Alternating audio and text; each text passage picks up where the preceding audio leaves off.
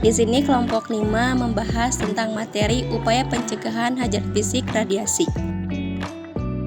Nah, jadi hajar fisik radiasi adalah energi yang terpancar dari materi dalam bentuk partikel atau gelombang yang berenergi tinggi yang berasal dari sumber alami atau sumber yang sengaja dibuat oleh manusia. Yang terjadi dari radiasi ini yang pertama adalah kerusakan jaringan akibat radiasi atau penyinaran.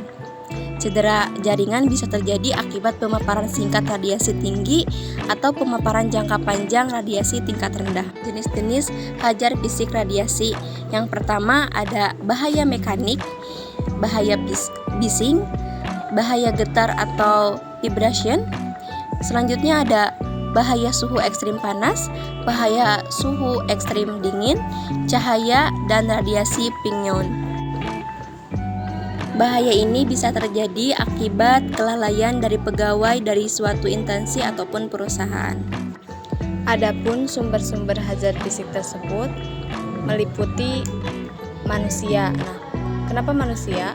Karena kesalahan utama sebagian besar kecelakaan adalah terletak pada pekerja itu sendiri. Nah, mereka karena kurang terampil, kurang tepat, dan kurang mentaati tata tertib dalam mengoperasikan mesin atau peralatan. Terus, ada juga peralatan. Nah, peralatan yang digunakan dalam suatu proses dapat menimbulkan bahaya jika tidak digunakan sesuai fungsinya.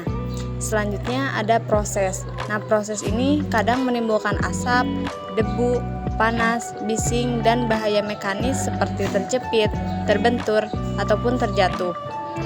Kemudian cara atau sikap pekerja ini berpotensi terhadap terjadinya bahaya atau kecelakaan berupa tindakan tidak aman. Dan terakhir, sumber hazard fisik tersebut, lingkungan kerja.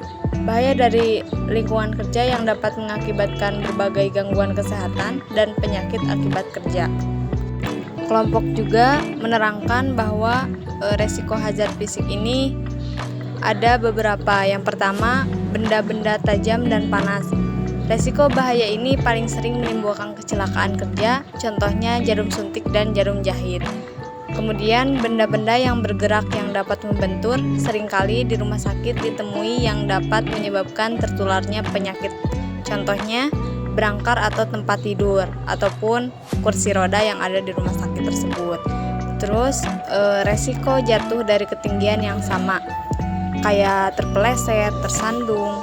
Nah, resiko ini biasanya ditemui di lantai-lantai